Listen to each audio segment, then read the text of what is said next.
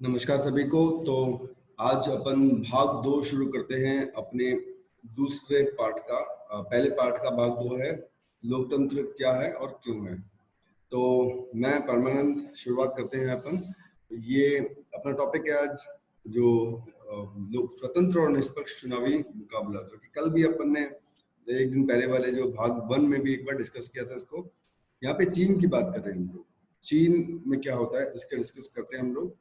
चीन की संसद जो है उसको क्वांगो रेमिन एंड दाइबियाओ दाहुई बोलते हैं। यानी कि इसको हिंदी में अगर हम देखें तो राष्ट्रीय जन संसद इसको कहा जाता है। चीन की संसद जो है वो हर 5 साल बाद नियमित रूप से यहाँ पे चुनाव होते हैं और इस संसद को देश का राष्ट्रपति नियुक्त करने का अधिकार है। जैसे हमारे भारत में हमारे जो सांसद होते हैं वो राष्ट्रपति को चुनाव कर सकते हैं, तो इसी तरह से चीन की जो संसद है उसको भी देश के राष्ट्रपति के चुनाव करने का अधिकार होता है। जिसमें पूरे चीन के करीब 3000 सदस्य आते हैं और कुछ सदस्यों का चुनाव सेना भी करती है, क्योंकि सेना का भी वहाँ पे काफी ज्यादा नियंत्रण है, सेना का भी काफी लोगों पर नियंत्रण है। चुनाव लड़ने से पहले सभी उम्मीदवारों को चीनी कम्युनिस्ट पार्टी से मंजूरी लेनी पड़ती है। 2002 और 3 में हुए चुनाव में सिर्फ कम्युनिस्ट पार्टी और उसके संबद्ध कुछ छोटी पार्टियों के सदस्य ही चुनाव लड़ पाए। अब सरकार जो है हमेशा वहां पे कम्युनिस्ट की बनती है। इसका सीधा सा उदाहरण है कि अगर दूसरा ऑप्शन ही नहीं होगा, दूसरा अगर विकल्प ही नहीं होगा पार्टी का, तो वहां पे सरकार उसी की बनेगी। यहाँ पे इन्होंने सरकार एक कर दी, मतलब पार्टी एक कर दी, राजनीतिक दल एक ही है यहाँ पे, चाइना कम्युनिस्ट पार्टी, लेकिन दूसरा है ही नहीं, ऑप्शन ही नहीं है। दूसरा एग्जांपल है यहाँ पे मैक्सिको। 1930 में मैक्सिको आजाद हुआ था और हर 6 साल बाद राष्ट्रपति चुनने के लिए चुनाव कराए जाते हैं। देश में कभी भी फौजी शासन या तानाशाही नहीं है, लेकिन सन 2000 तक चुनाव में सिर्फ पीआरआई, इंस्टीट्यूशनल रेवोल्यूशनरी पार्टी के नाम से इस नाम की एक पार्टी थी जिसको हर चुनाव में जीत मिलती थी। अब होता क्या था यहाँ पे विपक्षी दल होते थे। चीन की तरह नहीं था कि विपक्षी दल नहीं है, लेकिन विपक्षी दल का कोई मतलब नहीं है। यहाँ पे उनको कभी विपक्षी दलों को कभी जीत हासिल नहीं होती थी। चुनाव में अलग अलग तरह के हथकंडे अपना के हर साल जीत हासिल करने के लिए पीआरआई गलत तरीके इस्तेमाल करता था। जैसे सरकारी दफ्तरों में काम करने वाले सभी लोगों के साथ को सरकारी बैठकों में आना बहुत जरूरी होता था। सरकारी स्कूलों के अध्यापक अपने छात्र छात्राओं के माँ बाप से पीआरआई के लिए वोट करने के लिए बोलते थे। इंडिया में तो ऐसा नहीं होता, भारत में ये सब चीजें नहीं होती, लेकिन मेक्सिको में ये सब चीजें होती थी। और इतना दबाव डालेंगे तो सब लोग एक ही पार्टी को वोट करेंगे, दूसरा ऑप्शन नहीं होगा। मीडिया भी जब तक विपक्षी दलों की आलोचना करने के अलावा उनकी गतिविधियों को नजरअंदाज करती गई। पहले मीडिया उनके खिलाफ कुछ बोलती थी, लेकिन धीरे धीरे मीडिया भी उनके सपोर्ट में आ गई।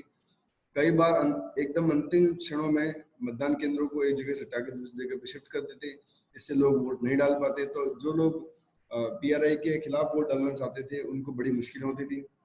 अपने अभियान पे भी बहुत ज्यादा पैसे खर्च करते थे लोग, तो लोगों की नजर में आ जाते थे। अब ऊपर दो उदाहरण जो हैं उनके हिसाब से अपना शासक चुनने का उदाहरण मान सकते हैं। क्या ये सही उदाहरण है? नहीं, क्योंकि पहले उदाहरण में चीन के अंदर तो दूसरी पार्टी का ऑप्शन ही नहीं है और मेक्सिको के अंदर पार्टी का ऑप्शन है, लेकिन वो जो सत्ता दल जो है, सत्तारूढ़ पार्टी है, वो इतने गलत तरीके अपना रही है कि जो विपक्षी दल है उनको चुनाव जीतने का संभावना ही नहीं है। चीन के चुनाव में लोगों के सामने कोई वास्तविक और गंभीर विकल्प ही नहीं होता। लोगों को शासक दल या उसके द्वारा स्वीकृत उम्मीदवारों को ही वोट देना होता था। मैक्सिको के मामले अलग है। मैक्सिको में विकल्प होते हुए भी जनता के साथ दूसरा विकल्प वास्तविक रूप से तो कुछ था ही नहीं। किसी भी तरह से वहां शासक दल को पराजित नहीं कर सकता था, क्योंकि दोनों में ऑप्शन ज्यादा विकल्प नहीं थे। लोगों के चाहने पर भी नहीं, वहां पे चुनाव निष्पक्ष भी नहीं थे। चीन में तो चुनाव तो निष्पक्ष है, लेकिन स्वतंत्र नहीं है। मतलब कोई विकल्प ही नहीं है, तो फिर चुनाव का मतलब तो रह नहीं गया। इस प्रकार हम लोकतंत्र को अपनी समझ में अन्य विशेषता गुण को जोड़ सकते हैं कि लोकतंत्र में सिर्फ चुनाव कराना महत्वपूर्ण नहीं होता, उससे ज्यादा महत्वपूर्ण है कि चुनाव जब कराएं तो वहां पे विकल्प भी हो और वहां पे लोगों के पास में साफ सुथरे तरीके से चुनाव होने चाहिए, स्वतंत्र और निष्पक्ष चुनाव होने चाहिए, ताकि सत्ता में बैठे हुए लोगों के सामने भी जीत और हार के समान अवसर हो। ऐसा नहीं हो कि वो बस उन्होंने ठान लिया तो बस पार्टी उन्हीं की जीतती जाएगी, ऐसा ना हो।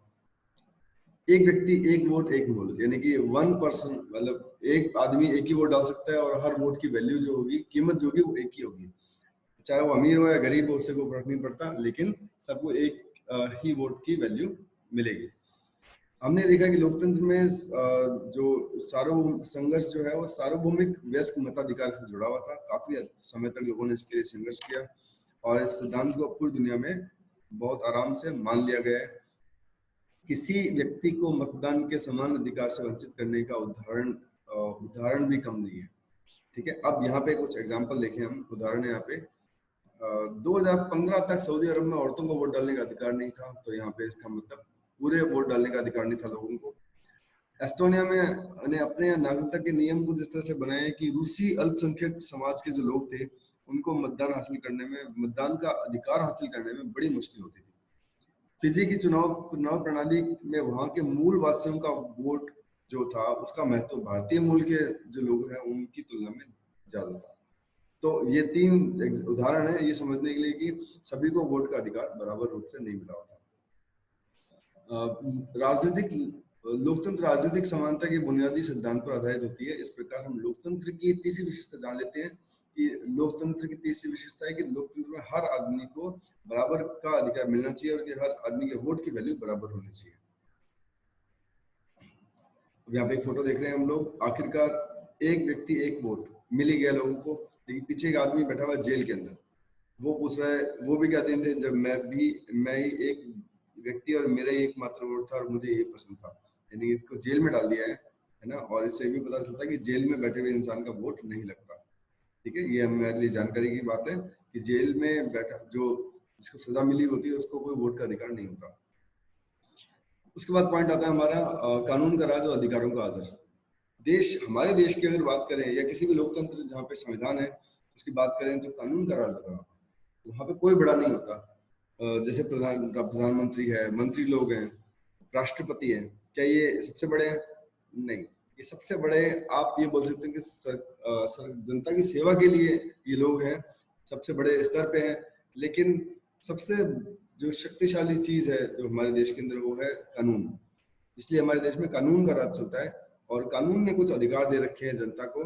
वो अधिकार 6 जो है वो अधिकार हैं, ठीक है, उनका सरकार ध्यान रखती है। वो जो अधिकार है वो कहीं से भी उनका नुकसान नहीं होना चाहिए। तो एक उदाहरण है यहाँ पे हमारे सामने जिम्बाब्वे का। जिम्बाब्वे में 1980 में अल्पसंख्यक गोरों के शासन यानी कि ब्रिटिश के शासन से मुक्ति मिली। उसके बाद देश पर जानू पीएफ एक राजनीतिक दल था बहुत पुराना, जैसे हमारे देश में कांग्रेस है उस तरह से वहां पे जानू पीएफ है। उसको हम आगे समझेंगे कैसे है। उस दल का राज है उस समय से जिसने देश के स्वतंत्रता संघर्ष की अगुवाई की थी।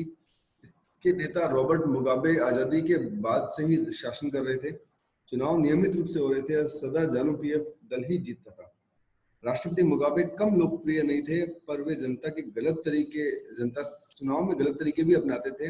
आजादी के बाद से सरकार ने कई बार संविधान बदलकर राष्ट्रपति के अधिकारों में जो वृद्धि बहुत ज्यादा कर ली थी और उनकी जो जवाबदेही थी यानी जिम्मेदारी थी वो उसको बहुत कम कर दिया था। वैसे तो माना जाता है कि जब अधिकार बढ़ते हैं तो जिम्मेदारी भी बढ़ती है, लेकिन इन्होंने अधिकार बढ़ा लिया और जिम्मेदारियां कम कर दी। अब विपक्षी दल के जो लोग थे उनको परेशान किया जाता, सरकारी विरोधी प्रदर्शन और आंदोलनों को गैर कानूनी घोषित कर दिया जाता। जैसे अभी आप कोरोना के समय में कोई भी सरकार के खिलाफ कोई आंदोलन नहीं कर सकता, तो ऐसा साधारण दिनों में नहीं होता। साधारण दिनों में सरकार के खिलाफ कोई भी आंदोलन किया जा सकता है हमारे देश में भी और कई देशों में, लेकिन जिम्बाब्वे में साधारण दिनों में भी सरकार के खिलाफ किसी भी तरह के आंदोलन को गैर कानूनी घोषित कर दिया गया। एक ऐसा कानून भी था जो राष्ट्रपति की आलोचना के अधिकार को भी सीमित करता था कि राष्ट्रपति की आलोचना नहीं हो सकती है। जैसे हमारे यहाँ पे मोदी जी की आलोचना कई लोग कर देते हैं, कोई कानून नहीं लगता उनके खिलाफ क्योंकि अधिकार है जनता कर सकती है ऐसा, लेकिन वहां पे ऐसा नहीं था जिम्बाब्वे के अंदर। टेलीविजन रेडियो पर सरकारी नियंत्रण था।